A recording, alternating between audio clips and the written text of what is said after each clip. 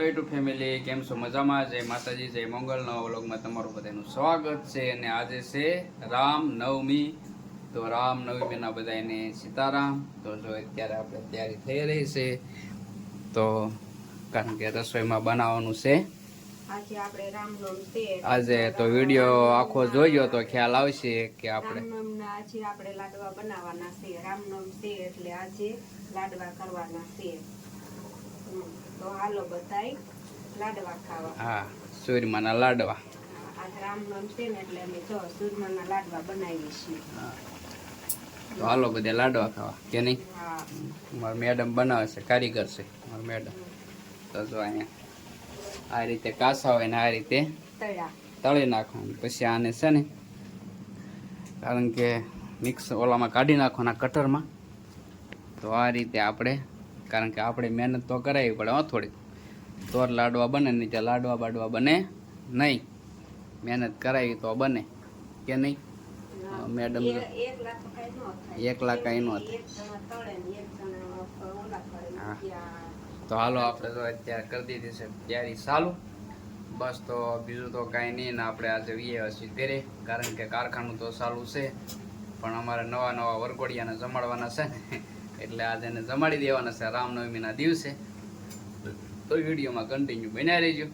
ચાલો તો હાલો. તો જો અત્યારે રસોઈ થઈ ગઈ છે કમ્પ્લેટ, લાડવા બની ગયા છે. તો જુઓ તમે, આપણે લાડવા બની ગયા છે કમ્પ્લેટ, અને 2 થાળ કરી દીધા છે કમ્પ્લેટ. એક આપણે કુલદેવી માનો અને એક છે આપણે રામ ભગવાનનો. તો જો આપણે રામ ભગવાનને થાળ ધરી દીધો છે. તો કારણ કે આજે છે રામનવમી, એટલે આપણે રામ ભગવાનને થાળ ધરી દીધો છે. અને રામ ભગવાન આપણા ઘરે ગયા વખતે જ આવી ગયા હતા રામનવમીના દિવસે જ તે. તો જો અત્યારે આપણે થાળ ધરી દીધો કમ્પ્લેટ, અને હવે આપણે જઈએ સીધા માતાજીએ, દર્શન કરી લીધા છે. માતાજીનો પણ થાળ કમ્પ્લેટ છે. તો બસ વિડીયોમાં કન્ટિન્યુ બન્યા રહેજો. તો જો રસોઈ થઈ ગઈ છે બધી કમ્પ્લેટ. કેમ? અને અમારે હા, 2ને થાળ ધરી દેવી એટલે પછી અમારે વરઘોડિયાને જમવા બોલાવી લઈ કે નહીં? બસ તો હાલો આપણે અત્યારે જઈએ માતાજી. તો માતાજી થાળ ધરવાનો છે, તો વિડીયોમાં કન્ટિન્યુ બન્યા રહેજો. ચાલો, માતાજી આવી ગયા છે અને માતાજીને જો કમ્પ્લીટ આપણે થાળ ધરી દીધો છે. કારણ કે આજે રામનવમી છે અને 9મું નોરતું છે ચૈતરી મહિનાના. તો જો અત્યારે આપણે માતાજીના મઢે આવી ગયા છીએ અને થાળ ધરી દીધો છે માતાજીને. તો આપણે બસ એટલી પ્રાર્થના કરીએ કે ભાવથી અમારો થાળ જમી લો માતાજી. તો જો દીવો કરી લીધો છે અને માતાજીને થાળ ધરી દીધો છે. તો બસ બીજું તો કાંઈ નહીં, અને કરી લો મા કુલદેવીના દર્શન, કારણ કે આ છેલ્લું નોરતું છે નોમ. અને હવે મળીશું આપણે આવતા ચૈતર આસો મહિનાના નોરતા. તો બસ બીજું તો કાંઈ નહીં. અને જો વિડીયો ગમે તો લાઈક કરજો, શેર કરજો, કોમેન્ટ કરજો, સબસ્ક્રાઈબ કરી નાખજો. કારણ કે આજે એટલી ગરમી છે અને આપણે જવાનું છે હજી મંદિરમાં, રામજી મંદિરે. તો વિડીયોમાં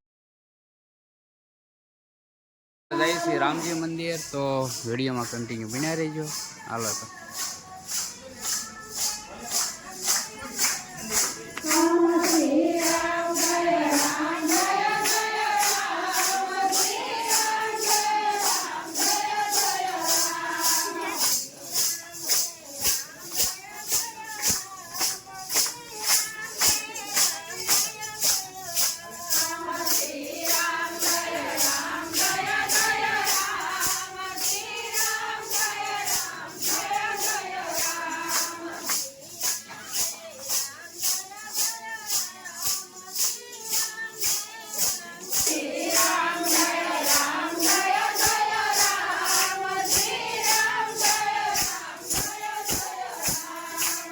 અત્યારે આપણે વહીએ છીએ ઘરે. અને આમ જો રોટલાનું કામ ઠેઠ બહાર ચાલુ થઈ ગયું. ઠેઠ ઓસરીમાં રોટલા ગળવા આવે.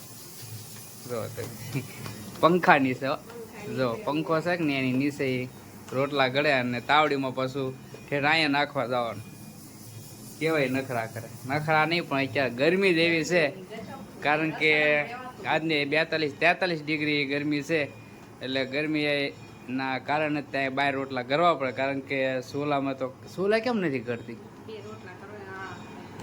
2 રોટલા કરવાના એટલે આળા થાય અમારા મેડમને. એટલે સીધા રોટલો નાખવા જાય છે.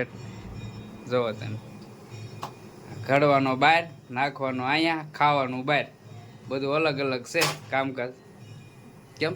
હા, જો નાખી દીધો રોટલો. અને આ સબ્જી કોણ સા બનાયા સબ્જી?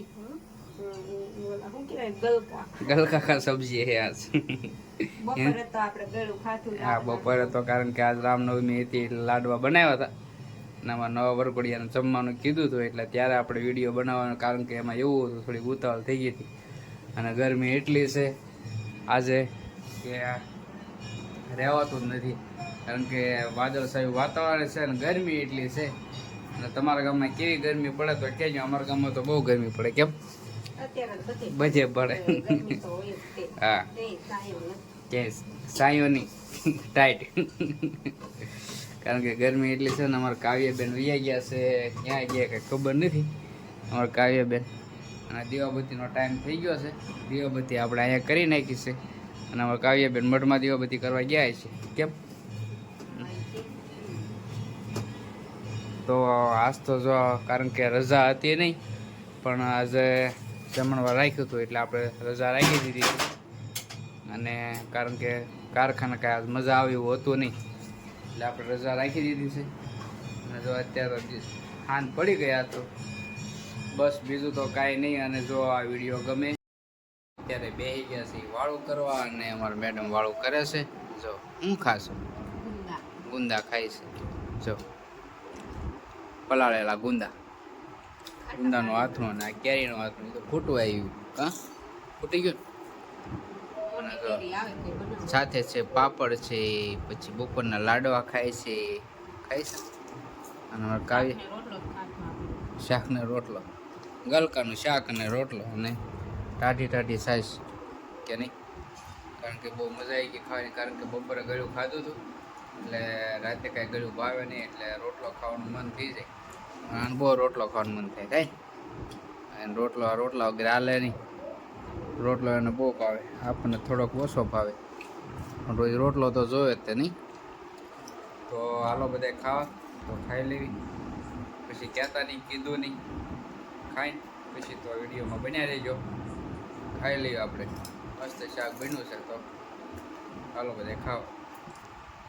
તો લાઈક કરજો, કોમેન્ટ કરજો, અને નવા હો તો સબસ્ક્રાઈબ કરી નાખજો. તો બસ આનો વ્લોગ કરીશું પૂરો. અને વિડીયો કેવો લાગ્યો એ ખાસ કરીને કોમેન્ટમાં કહેજો. જો તમને અમારો વિડીયો ગમ્યો હોય તો ખાસ કરીને કોમેન્ટમાં કહેજો.